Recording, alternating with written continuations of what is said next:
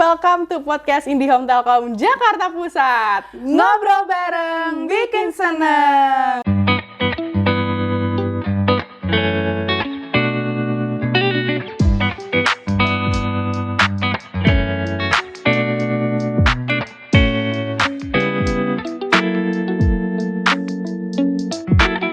Nah, bertepatan di Hari Buku Nasional pada 17 Mei ini, gue udah kedatangan nih atasan temen kerja gue, atasan iya, teman kerja dia adalah Kak Paula Tiarma yang Hai Mer. Halo Kak Paula. Halo semuanya. Nah, kita ini dulu deh, perkenalan diri dulu deh, boleh Kak Paula kepada sob-sob kita di luar sana nih. Oh ya, perkenalkan aku Paula dari Telkom Jakarta Pusat.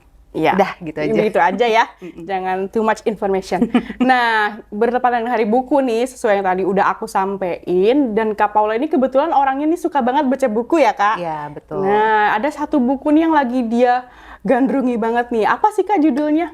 Judulnya adalah How to Raise Your Self-Esteem, The Proven Action-Oriented Approach to Greater Self-Respect and Self-Confidence by Nathaniel Branden. Oke, wow, powerful banget ya judulnya. Kalau Nathaniel Branden ini siapa sih Kak? Jadi Dr. Nathaniel Branden itu dia doktor, PhD, dan beliau adalah psikoterapis, menangani klien-kliennya yang mengalami permasalahan hidup, ya, pekerjaan. Lalu dia juga lecturer gitu, dosen, dan beliau juga penulis beberapa buku gitu. Jadi bukunya nggak cuma satu aja. Cuma satu ya. Dan semuanya memang cakupannya tentang psikologi. Ya, betul. Oke. Nah, kalau misalnya Kak Paula nih dulu punya ketertarikan apa sih dari buku ini nih yang bikin Kak Paula tuh pengen ngebaca itu? Jadi kan sekarang tuh kan kita di era sekarang kalau kita buka sosial media ya, itu banyak tentang topik-topik psikologi ya, sudah diangkat, terus inner child, terus self-respect, self-boundaries gitu. Nah, hal-hal yang tadi diangkat itu, yang detail-detail itu sebenarnya ujungnya adalah ke self-esteem gitu. Terus akhirnya waktu itu aku browsing di Amazon karena aku sekarang lagi bacanya kan pakai Kindle gitu. Dan harganya pun lebih murah daripada buku yang dicetak gitu ya. Jadi terus aku lihat dia ratingnya bagus. Kalau di Amazon itu ratingnya 4,4 dibanding dari 5 dengan 603 reviewer gitu. Jadi dan semua komen-komennya juga positif gitu. Akhirnya aku baca buku ini dan ternyata impactful banget gitu. Bagus. Dan terus setelah Kakak baca nih bukunya, ini udah berapa kali baca nih Kak, kalau boleh tahu? Sekali, terus karena diajak podcast ini coba baca lagi. Gitu. Demi kita baca lagi bukunya ya. Nah, pesan apa sih dari buku tersebut yang menurut Kak Paula nih impactful banget nih buat Kak Paula secara pribadi? Kalau misalnya self-esteem itu adalah feeling dari personal competence dan feeling dari personal worth. Ya, terus dia itu adalah reflect your implicit judgment of your ability to cope with the challenges of your life gitu. Jadi judgment dari diri ya untuk menghadapi tantangan-tantangan di luar gitu. Jadi itu self esteemnya itu yang bekerja gitu. Nah, terus untuk mengerti, terus master your problem gitu. Terus habis itu dan adalah tentang hak kamu untuk menjadi bahagia gitu. Your right to be happy. Nah, yang happy ini tuh kaitannya tadi yang ke self respect gitu. To respect and stand up for your interests and needs ya. Tadi kan contohnya nih, kalau misalnya ada orang tuh yang bilang kamu nggak cocok nih pakai baju warna hitam, kamu cocoknya baju warna pink, tapi kamu suka warna pink gitu. Ya, dan kamu happy kalau pakai baju pink. Nah, itu bagian dari self respect, dan kamu tahu kalau kamu pakai baju pink kamu cantik gitu, kamu lebih happy, kamu lebih luas gitu. Ya, nggak ada masalah gitu. Artinya self esteemmu bagus gitu. Gitu. Oke, tadi kan terkait dengan self esteem itu berarti feeling diri sendiri terhadap tadi confidence-nya kamu, respectful-nya kamu terhadap diri sendiri gitu kan. Sementara di era media sosial seperti sekarang ini nih Kak, penilaian kita terhadap diri sendiri kan bukan kurang lebih sih, bahkan lebih banyak dipengaruhi oleh penilaian orang-orang lain nih di luar sana. Nah, gimana sih kita meminimalisir itu supaya ya udah gue yang menilai diri gue sendiri gitu. Nah, caranya kalau di sini banyak faktor ya. Tapi pertama itu di sini ada dia menjelaskan tentang konsep diri. Gitu. Jadi kita mengenal dulu konsep diri kita ini. Nah, dia bawa contoh kliennya dia ya di buku ini adalah tentang seorang perempuan. Perempuan ini datang ke dokter Nathaniel, lalu dia bilang bahwa saya ini kerja di swalayan lah, mungkin dia jadi manajer di swalayan itu. Dia punya pasangan, dia belum pasangannya itu tuh udah pacaran lah berapa lama tapi nggak married gitu. Nah. Terus dia tuh bingung gitu, saya tuh mau melangkah maju tuh sulit gitu. Nah, terus akhirnya dokter Nathaniel ini karena dia seorang psikoterapis, akhirnya dia menterapi si kliennya ini gitu. Dan dia mencoba membawa ke masa lalunya si klien yang perempuan ini. Di situ dengan caranya dokter Nathaniel itu ya. Nah, di situ diketemukan bahwa wanita ini tuh gambar dirinya ini baik dia menentukan dia happy atau dia sedih atau dia bisa melangkah atau tidak gitu, itu ditentukan oleh ibunya. Gitu. Jadi judgement dari mamahnya ketika dia kecil. That's why ketika dia ingin maju, dia terbiasa ditentukan oleh approval dari ibunya gitu. Nah, di situ dokter Nathaniel bilang bahwa kamu tuh sudah dewasa gitu. Usiamu tuh sudah 40-an gitu misalnya.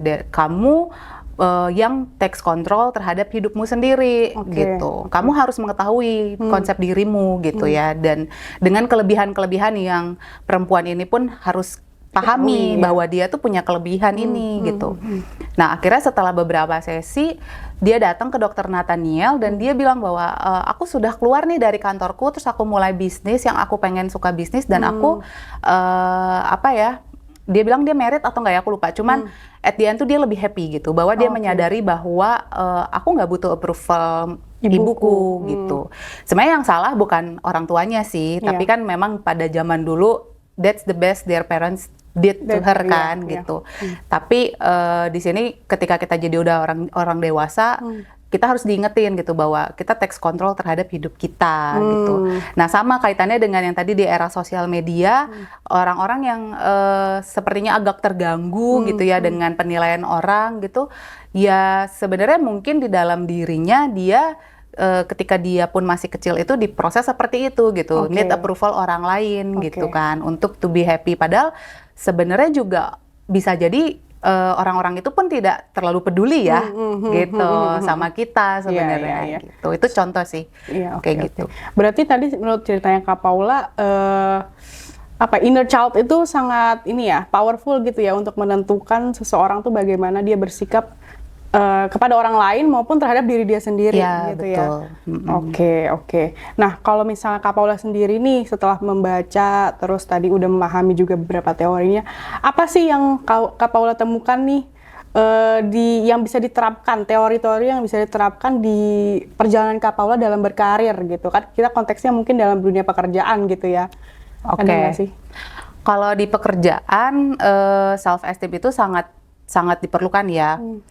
Karena kan kita berhadapan dengan people, orang-orang. Nah, kalau misalnya kecuali kalau kita bekerjanya ini tidak berhadapan dengan orang gitu. Seperti ada orang yang misalnya dia penulis buku gitu, dia hanya berurusan dengan atasan atau bukunya gitu, komputernya gitu.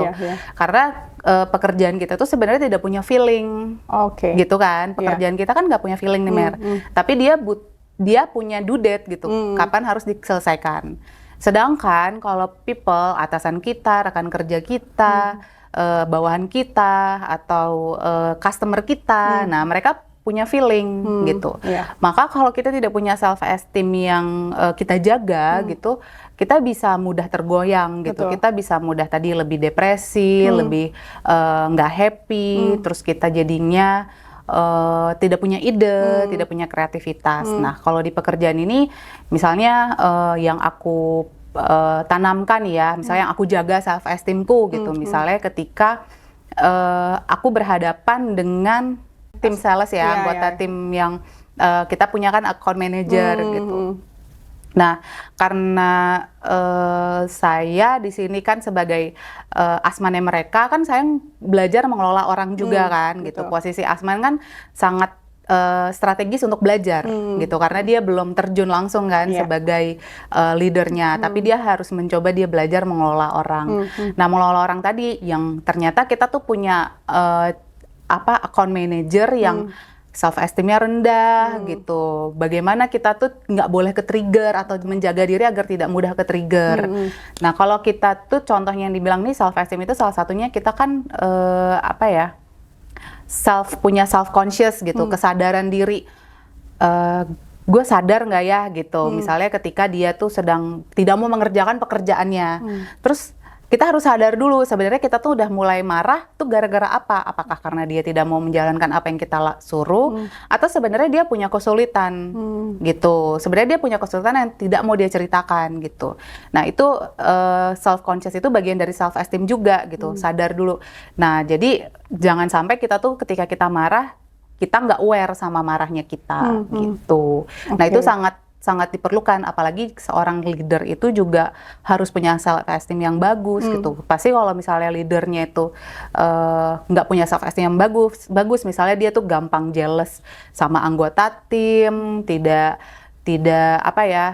pokoknya tidak berlaku adil karena dia punya isu-isu di belakangnya itu, ya anggota timnya pasti juga nggak happy gitu mengerjakan. Nah, akhirnya kan nggak kreatif gitu, ide-idenya nggak keluar gitu, kita nggak produktif gitu. Kalau di pekerjaan kan faktor utamanya adalah produktivitas ya gitu. Apalagi kalau kita diukurnya di performansi kan gitu, mudah diukur lah. Ada berapa nih jualan bulan ini gitu. Itu kan sangat mudah diukur, beda dengan yang pekerjaan-pekerjaan support lah, kualitatif banget gitu penilaiannya.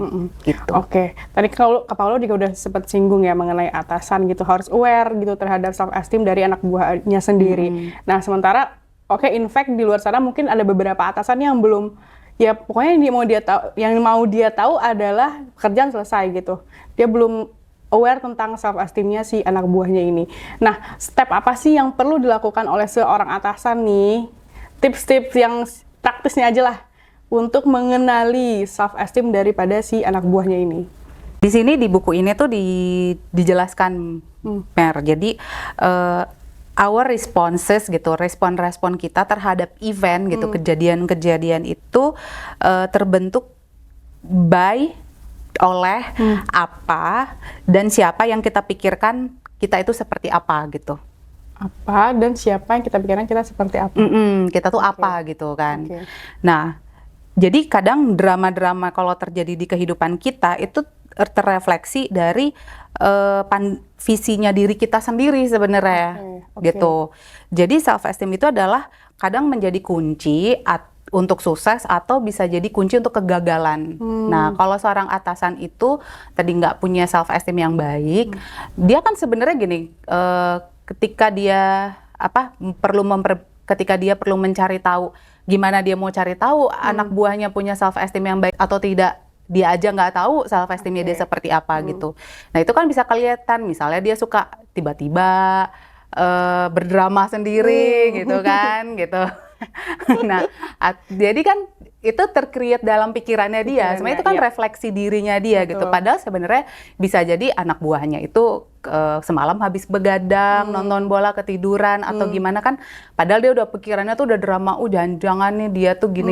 Nah, itu kan sebenarnya refleksi dan itu dan itu tidak terjadi di satu orang, semua orang pun pasti begitu gitu. Nah, jadi ya caranya adalah ketika kita sudah menyadari nih, kayaknya ada yang nggak klik nih gitu, ada yang salah nih. Nah, kita tuh kita coba praktis gitu, harus mengubah behavior kita. Kuncinya cuman itu gitu. Berarti bukan mengetahui orang, lebih ke mengetahui diri sendiri dulu Iya, gitu betul. ya. Oke. Kuncinya itu mengubah behavior kita. Jadi satu ya, sadar, living consciously. Kita sadar nggak gitu dengan apa yang sedang kita lakukan, sedang kita pikirkan gitu. Yang kedua, menerima, ada self acceptingly gitu, sadar, kita menerima, setelah sadar kita menerima sedang kalau kita punya perasaan ini atau kita punya kekurangan suatu knowledge gitu, kan wajar bisa kan, namanya manusia, atau kita nggak punya skill, suatu skill yang sebenarnya orang atasan lain punya, kita nggak punya gitu. Tapi kita accept menerima gitu ya, ya, semuanya kita ya. menerima. Dengan denial. Lalu terus kita responsibly, bertanggung jawab gitu. Lalu authentically, authentically itu dia itu semakin dia mengetahui, jadi di buku ini tuh ada berisi pertanyaan-pertanyaan juga sih, exercise gitu. Apakah kamu tahu kekuranganmu misalnya gitu, tapi nggak seumum itu sih gitu. Nah kalau kita jawab, nah di situ ada yang kalau di bab terakhir ada living authentically lah gitu. Nah itu tuh semakin kita menyadari bahwa kita tuh kurang confidence di sisi yang mana gitu, kita takut atau kita nervous. Nah kalau kita semakin sadar dan menerima, kita jadi living authentically namanya.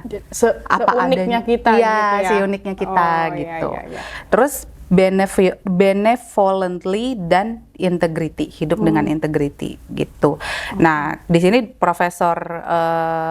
Dr. Nathaniel tuh bilang there are great rewards in doing so, but there are also challenges gitu. Jadi ketika kamu memperbaiki self esteem kita, terus pasti banyak rewards yang datang juga. Artinya kita bisa mudah menerima kesempatan baru gitu.